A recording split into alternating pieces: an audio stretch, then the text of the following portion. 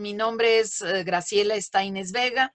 Soy egresada de la Universidad Nacional Autónoma de México y de algunas otras más en el mundo, y estoy muy complacida de poder compartir estos momentos contigo. Me interesaría trabajar colaborativamente en la construcción de una justicia cotidiana más equitativa, también en la creación de una ciencia jurídica transdisciplinaria, entendiendo por esto retomar de aquella ciencia sus hallazgos más avanzados, mejores, y poder construir puentes de colaboración con una gran gestión emocional para superar todos los problemas eh, debidos a cuestiones de una noción malentendida de autoridad o de poder que tanto nos frenan, sobre todo en el continente americano.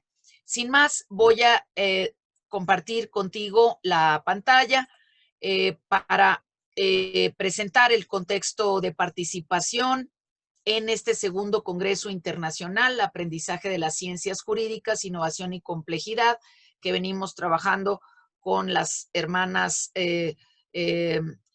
organizaciones del sur de América y con otros muchos más países. Y también el impulsar de manera formal este primer Congreso Nacional Mexicano, Ciencias Jurídicas, Complejidad e Innovación desde la mirada del aprendizaje. Y este es un cambio de paradigma muy importante que venimos trabajando en el aula jurídica virtual desde hace ya más de una década, en el sentido de que no solo aprende el alumno, aprendemos durante toda la vida, a lo largo de la vida, todos los que estamos involucrados en el proceso, desde los administrativos, los alumnos, los profesores, los docentes, los funcionarios, todos aprendemos durante toda la vida.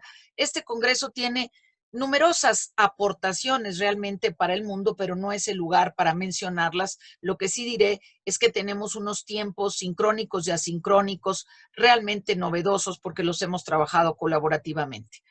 Hay muchas instituciones, como lo ven, que están colaborando, sobre todo esta característica de intergeneracionalidad que nos acompaña, ya que hay personas de muy diferentes edades y no solamente juristas. Voy a presentar a manera de propuesta general la ruta de los próximos minutos, y sí me gustaría también de manera no tradicional empezar un poco por el final. Se van a hablar aquí sobre todo de las nociones de sistémica, de justicia cotidiana, de complejidad, de complejización, del aprendizaje, de un tipo de aprendizaje significativo, sustentable. Pero digo que quiero empezar por el final, por estas reflexiones finales, porque muchas veces esperamos recetas. Bueno, ¿y qué nos sugiere? ¿Qué nos dice esta ponencia?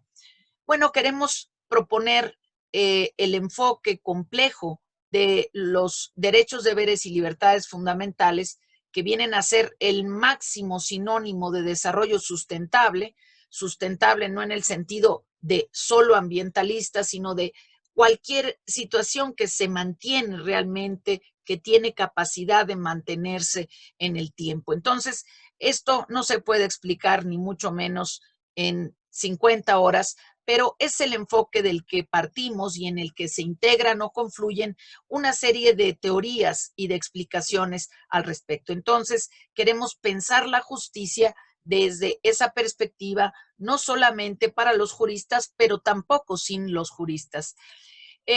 Así, entonces, tenemos aquí al centro algunos términos centrales y la necesidad de encontrar lenguajes comunes, y sobre todo aquí pongo en amarillo este enfoque basado en evidencias que nos ayuda a poder encontrar esos lenguajes comunes, esos acuerdos, que tiene que ver con hacer un esfuerzo extraordinario para encontrar escalas, parámetros, para parametrizar y poder entender el núcleo de lo que estamos trabajando en ese gran concepto que es la democracia deliberativa. De manera que esta es más o menos la estructura de la reunión de hoy, y pasaría sin más a lo que denomino las preguntas estratégicas de estos minutos, porque si no podemos resolver todas estas preguntas, sí al menos son preguntas detonadoras que van a seguir motivando, que eso pretenden motivar la reflexión, el análisis conjunto.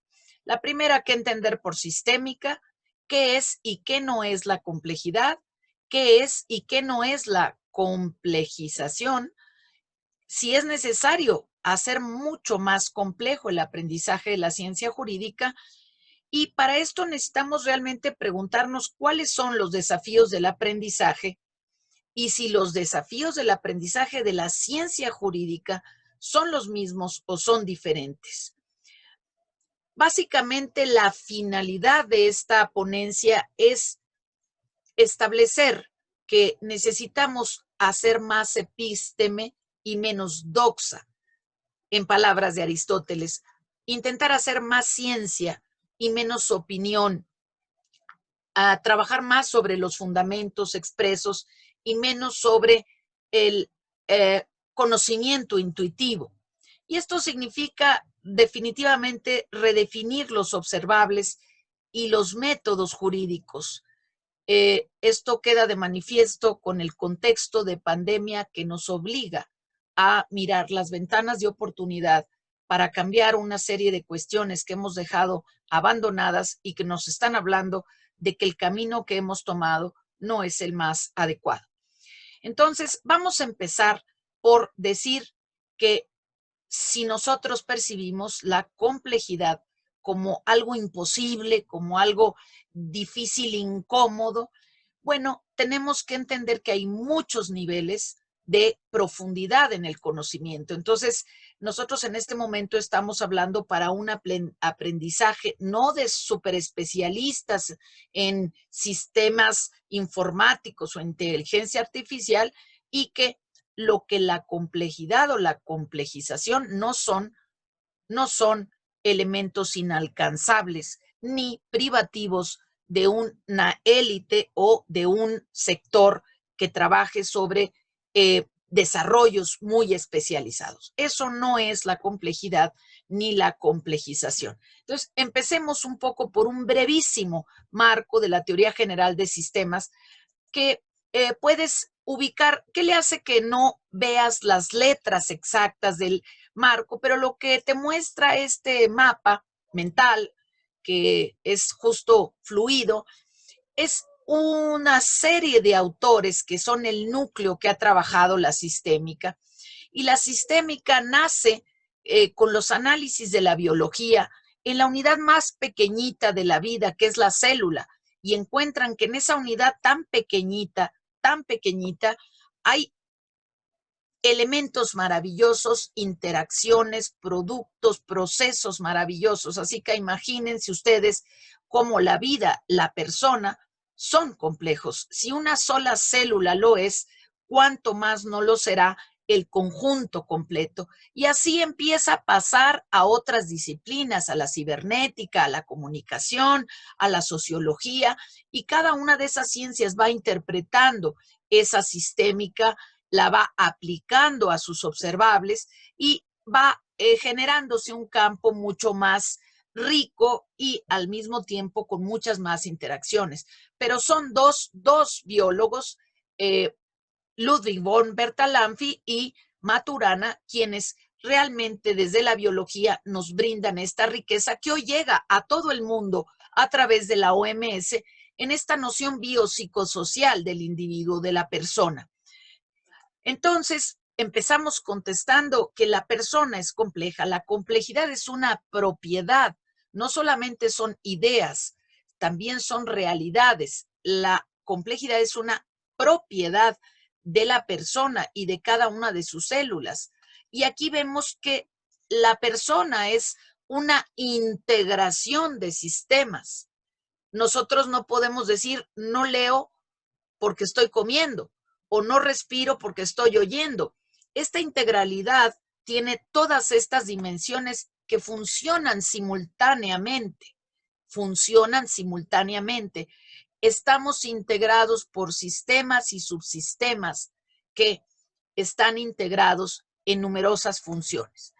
Así también, si lo trasladamos al derecho, vemos que existen sistemas de normas, sistemas de problemas que están interconectados, que son interdependientes y que son sistemas no solo de ideas y de pensamientos, sino también de normas, de procesos, de formas de operar, de formas de resolver, de nociones sobre la democracia, sobre el poder, sobre la violencia. Entonces, en la parte jurídica, de las ciencias jurídicas, pues, pues un primer debate, como en cualquier otro tema, es que hay personas que dicen que no existe la ciencia jurídica y hay otras que decimos que claro que existe en tanto que la estamos haciendo, que la estamos argumentando, que la estamos desarrollando.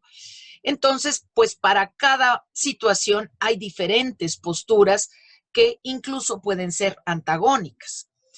Ya vimos el origen de la sistémica y ya vimos que no hay ningún término que no podamos comprender. Si yo les muestro este mapa dirigido, es un gran equipo por Brian Castellani, del mapa de las ciencias de la complejidad, de pronto podemos abrumarnos porque hay una serie de cuestiones que no entendemos, no vemos las letras, pero sí vemos colores que son familias de ciencias que se están agrupando, que están haciendo una cuestión. Vemos acá, por ejemplo, cómo hay núcleos a la derecha de complejidad aplicada.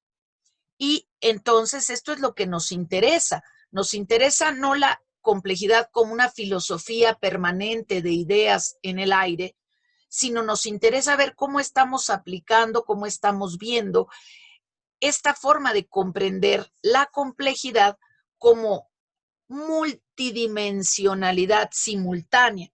Y para que nadie te pueda desanimar, desmotivar, que no entiendes términos que son a lo mejor pensados solo para especialistas, ningún término es solo para especialistas. Vamos a imaginar, aquí te lo pongo frente a la cámara, este bolígrafo.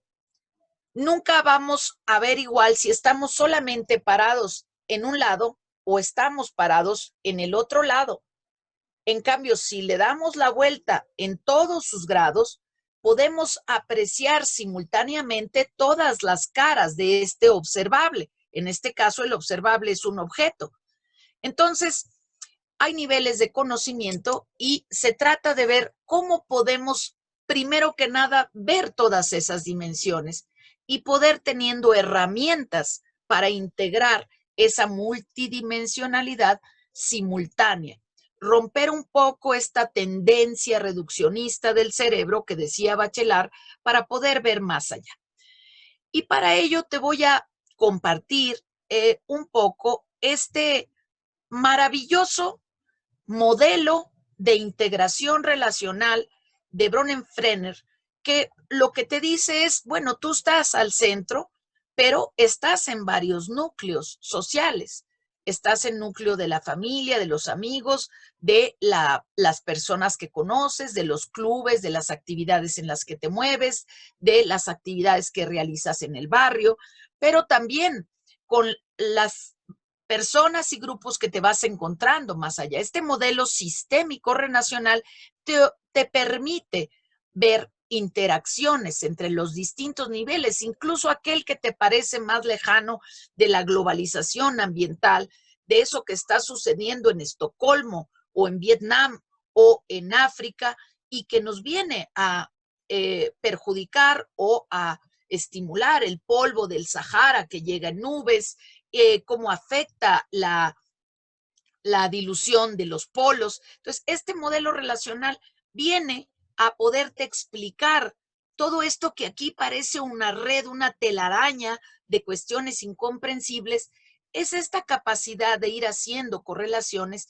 a partir de tus diferentes entornos. Podríamos decir que este es un primer plano. Entonces, vamos otra vez a recordar, porque aquí no nos interesa alejarnos de la vida común, sino nos interesa generar epísteme y divulgarla porque nos interesa el aprendizaje, nos interesa la comunicación clara, franca, no nos interesa el ego de decir yo sé más que todo mundo, sino cómo podemos entendernos y resolver el problema. Entonces, ¿qué entendemos por sistémica? Interacciones, patrones, consecuencias, modelos mentales que nos ayuden a comunicarnos y sobre todo herramientas para mejorar nuestra toma de decisiones con información más válida en este mundo de fake news, de noticias falsas, intencionales y sin intencionar. ¿Qué es y qué no es la complejidad?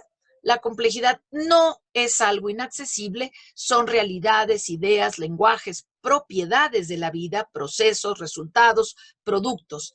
¿Qué es y qué no es complexar, complejizar? Nadie tiene prohibido inventar palabras nuevas, que nadie te asuste de que no sepas o que eso no es debido. En estos momentos lo debido y lo indebido solamente tiene el límite de no dañar a nadie. Entonces, si inventamos palabras, el lenguaje es lo más dinámico que hay. Nadie puede espantarnos y decir, mi término es el único que existe. Entonces, ¿qué es y qué no es? Pues es reconocer esta multidimensionalidad simultánea, sobre todo en estos tiempos de pandemia, como una que no se había visto en muchos años, la gestión del riesgo y de la incertidumbre que han llegado para quedarse. Ya no se van a ir dado el estado en el que tenemos al planeta. Entonces, siguiente pregunta, ¿es necesario complejizar el aprendizaje en la ciencia jurídica? Muchas personas dirán que no, que lo tradicional funciona. Yo afirmo y aseguro, como lo escribo en mis artículos, que sí es necesario complejizar el aprendizaje de la ciencia jurídica, porque el reduccionismo en el que hemos caído nos está generando muchos problemas y barreras, no solo para el aprendizaje, sino obviamente para la solución de conflictos. La siguiente pregunta de si entonces los desafíos del aprendizaje en general son los mismos de la ciencia jurídica.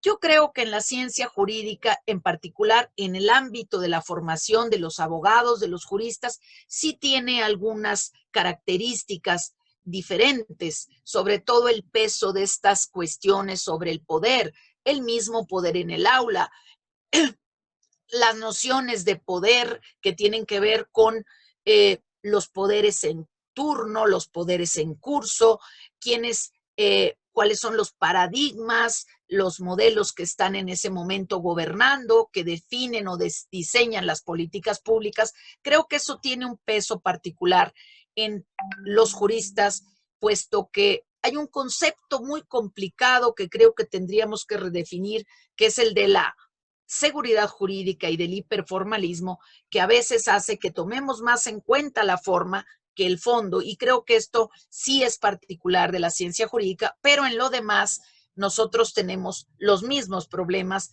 que el aprendizaje en muchas otras ciencias. No es que los juristas tengamos especialmente más problemas o mayores desaciertos. En resumen, la propuesta es hacer más ciencia, más epísteme y menos doxa, redefiniendo observables y métodos jurídicos. Y entonces tenemos los mismos problemas que los generales del conocimiento, pero también tenemos algunos adicionales. Entonces, vamos a hacer un recuento y quisiera que pudiera ser de utilidad este modelo. No miremos hacia la izquierda para no confundirnos de momento, porque no vamos a tener tiempo suficiente para hablar de la importancia metodológica, pero lo que sí queremos destacar aquí, y creo que esta es una gran lección de la pandemia, es que no hay conocimiento fast track, no hay comprensión fast track, porque la comprensión requiere muchos elementos que estudian las neurociencias, requiere interacción, sobre todo antes que ninguna otra cosa, requiere algo que hemos ido perdiendo, que es la concentración. Entonces, estamos en 10,000 cosas, pero a la vez en ninguna. Entonces, el tiempo y la interacción necesaria para los procesos cognitivos, para la reorientación, para la reacomodación, no son sustituibles, no son acortables. Y tenemos procesos como en los que llevamos a cabo en el aula jurídica virtual desde hace pues también ya casi 20 años de diferentes maneras, con diferentes proyectos, Derecho y Ciencias, por ejemplo, esta cadena del aprendizaje constructivista que tantos filósofos y pedagogos fueron desarrollando, Piaget, Vygotsky, etcétera, etcétera, las zonas de desarrollo proximal. No podemos llegar a aplicar si no vamos transcurriendo con este proceso que los psicólogos y los neurocientistas llaman metacognición. ¿Qué pienso? ¿Cómo pienso? ¿Por qué pienso esto? ¿Desde dónde vengo? ¿Cuáles son mis fundamentos reales? ¿Cómo le hago para quitarme una serie de sesgos cognitivos, de prejuicios, de estereotipos que vienen dados de manera masiva en los entornos en los que nos movemos? Entonces, esta parte nos manda directo a la conexión entre ese gran derecho a la educación y a saber que tenemos prácticamente en todas las constituciones, con la noción que se ha venido desarrollando en el mundo súper transdisciplinario de la educación desde hace muchas décadas, en lo que hoy es un paradigma que se propone.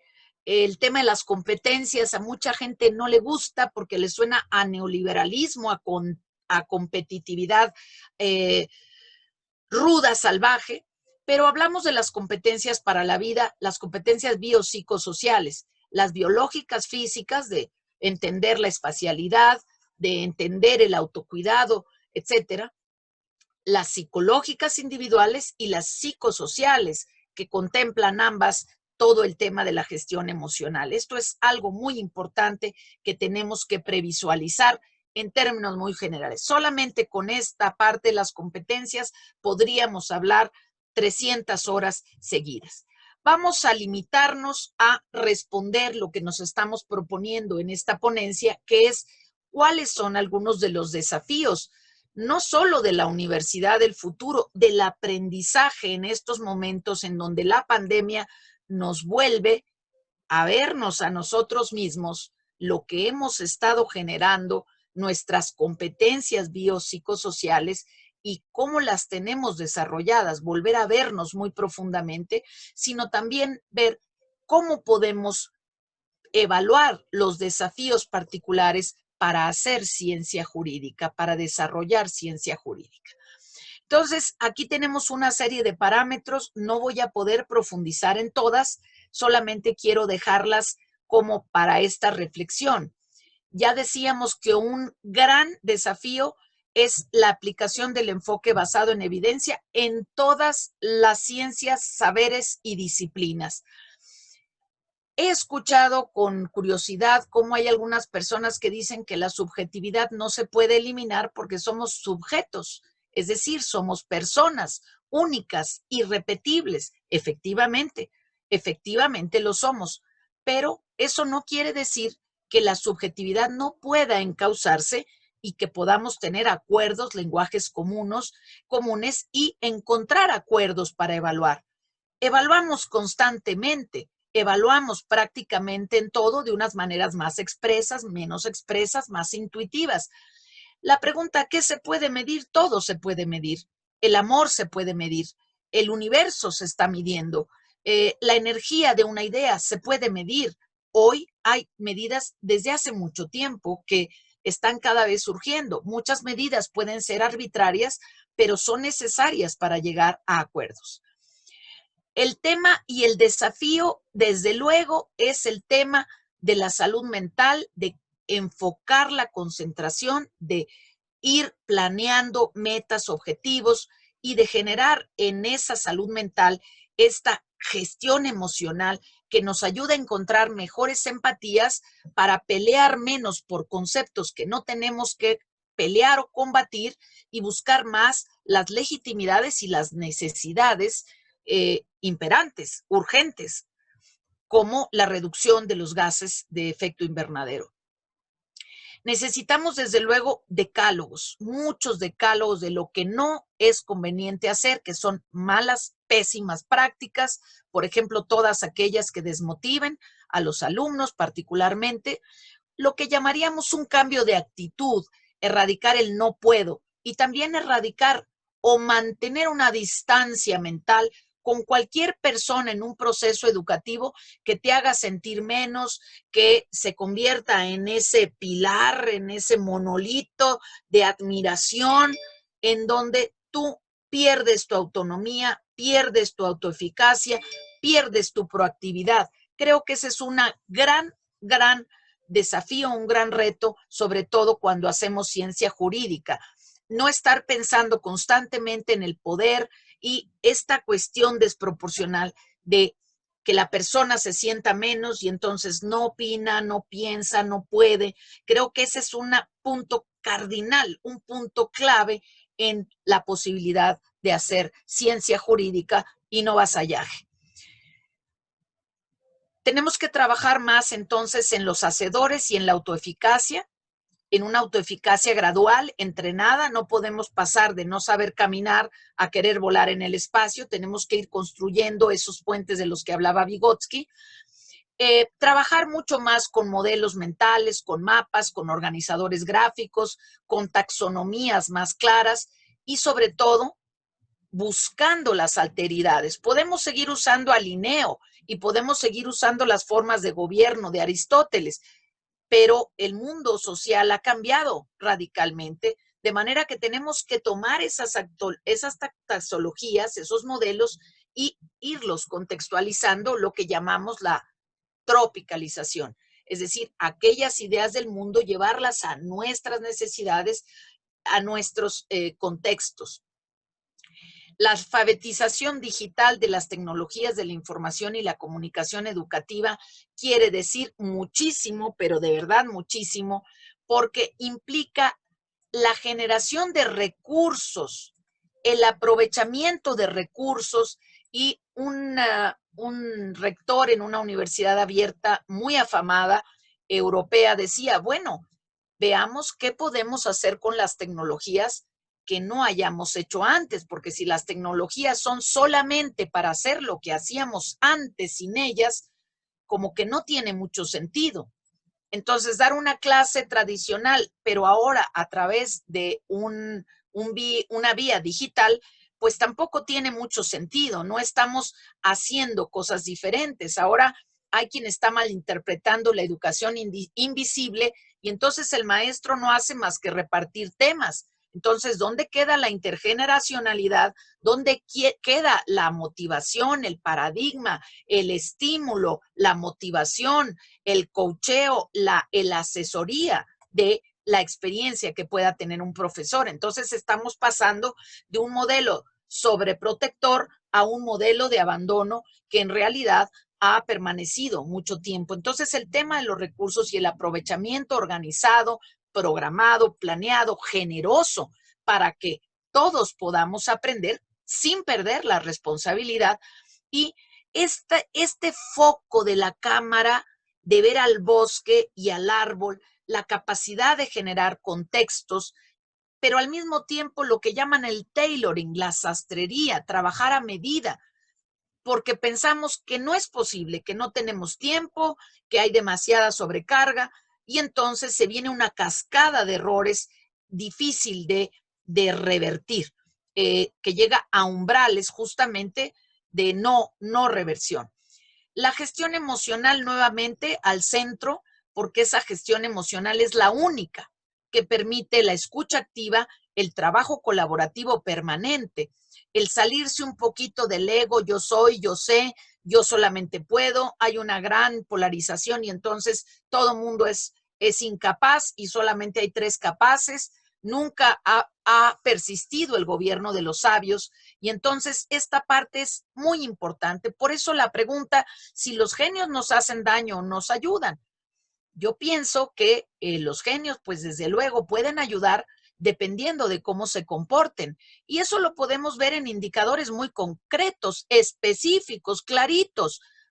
Cuánto comparten, cuánto reconocen, a cuánta gente incluyen, o si son de estos núcleos cerrados para seguir valiéndose de los privilegios en forma muy cerrada, casi prácticamente individual o para grupos muy pequeños. No es tan difícil poder ver esto, no es tan difícil ver cómo se comparte, no es tan difícil ver a qué te invitan, para qué te invitan y quiénes cierran las invitaciones o las vuelven cada vez más selectos, quiénes publican, con qué recursos, por qué publican, quién les dio esas facilidades. Todos son cuestiones de indicadores.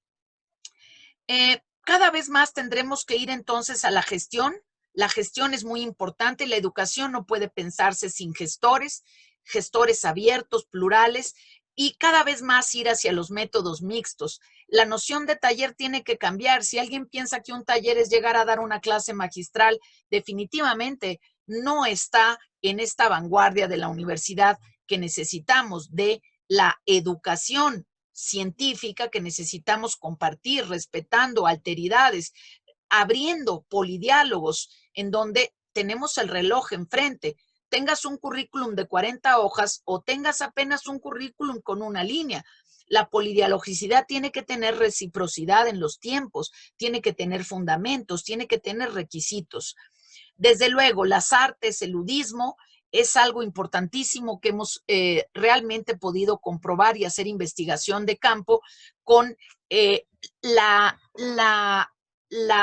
el gran aporte que generan las artes para el aprendizaje. Tienden muchos puentes en materia emocional. Yo recuerdo a alguien que decía, si tú vas a poner media hora de película o 15 minutos, ¿a qué horas voy a dar mi clase? No, es que puedes dar la clase con ese recurso. Nada más que tienes que planear, que preguntar, que ver. Son muchos procesos. Y hay alguien que esto no lo respeta y dice, pues parece fácil. No, no es tan fácil porque requiere un trabajo organizado, requiere mucha generosidad y requiere dedicar la intencionalidad a cada una de las fuentes, de los materiales, de los tiempos y de las personas involucradas en el proceso. Entonces, la parte de incorporar métodos, incorporar proyectos para poder tomar esta, digamos, diapositiva que habíamos tomado de los principales libros de autoridad de la UNESCO, de la UNICEF, que nos habla justo de los niveles de apropiación, de aprovechamiento de las TICE, que es la integración y que va con esta cadena. Primero identificar, reorientar, reintegrar, evolucionar y sobre todo poder llegar a la aplicación. Estos documentos que nos hablan justamente de la gran complejidad, de la catedral de la complejidad, que es el cerebro, que son los procesos cognitivos, nos dice que tenemos que tener una participación activa y con retroalimentación interactiva en donde podamos reorientar los conocimientos, integrarlos, ver esta multidimensionalidad y poder evolucionarlos. Entonces, digamos que esto que está resumido aquí en estos 3 óvalos, pues nos centra, nos ayuda a no sentirnos agobiados, pero si pensamos en modelos educativos, no podemos pensar en un solo actor, no podemos pensar en un solo campo, no podemos pensar que moviendo una sola pieza estamos en la universidad del futuro, en la ciencia jurídica del siglo XXI. No, tenemos que tener cambios, ajustes muy sistémicos en las formas de acreditación, en las formas de construir la flexibilidad curricular, en las materias, no tener materias que sean solo teóricas o solo prácticas. En materia jurídica, ningún conocimiento puede ser solo teórico. Entonces, aquí tenemos todos los elementos de un modelo que nos vuelven a llevar a esas ciencias de la complejidad. De manera que desafíos generales, les acabo de poder compartir una lista y yo cerraría mi participación realmente invitando a una nueva lectura y invitando a bajar, a escribir, no cantidades, sino calidades. Empezar por comentarios más estructurados, pequeños, como los que se diseñaron en este congreso, 100, 200, 300 palabras, artículos de 3,000 palabras, pero con algunas ideas claras, concretas. El mundo que hemos creado es un proceso de nuestro pensamiento, de manera que decir que es socialmente construido, pues casi no es decir nada, porque es el pensamiento humano el que ha generado no solo el género, sino los derechos, sino los conflictos, sino la violencia. El pensamiento es el primer motor de la visión del mundo. No se puede cambiar, dijo Einstein, sin cambiar nuestra forma de pensar. Primero cambiamos el pensamiento, luego cambiamos las palabras, luego cambiamos nuestros comportamientos. Decía Einstein, y aquí está el tema de la flexibilidad junto con la organización y las estructuras, la vida es como andar en bicicleta. Para mantener el equilibrio debe mantenerse el movimiento. No hay nada más práctico como una buena teoría clara que te comunica, que te expresa. Cuidado, cuidado, que no nos asuste ningún término, ningún concepto es tan inaccesible que la catedral de nuestro pensamiento no pueda ser alcanzada, abarcable, reflexionable. Muchísimas gracias por tu atención. Trabajemos juntos en esta justicia cotidiana y en el avance de la ciencia jurídica, juristas y no juristas, pero nunca sin juristas. Muchas gracias por tu atención. Hasta pronto.